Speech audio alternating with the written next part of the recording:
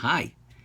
The young chassid was traveling miles to meet the Rebbe, whose actions he emulated. For like the Rebbe, the young chassid had gleaned from every page of the Talmud teachings, rulings, and instruction on how to build a proper house, but had his heart broken as the house collapsed. Sitting in front of the master, he wondered why this had happened. The Rebbe grabbed his hands, looked him in the eyes, and said, "I had the same question."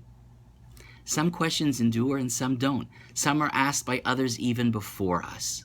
I think the importance of questions is alluded to the fact that during the month of Elul we're engaged in this process of repentance and introspection that in Hebrew is called tshuva, which also means answer.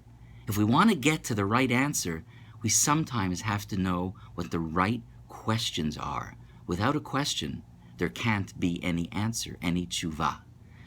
Isidore Rabi was a well-known Brooklyn-born Jewish Nobel Prize-winning scientist, and he was once asked by a reporter what made him into a great scientist, and he answered this way: "My mother made me into a scientist, and she didn't even know it." You see, other kids used to come home from school, and their parents would ask them, "What did you learn today?"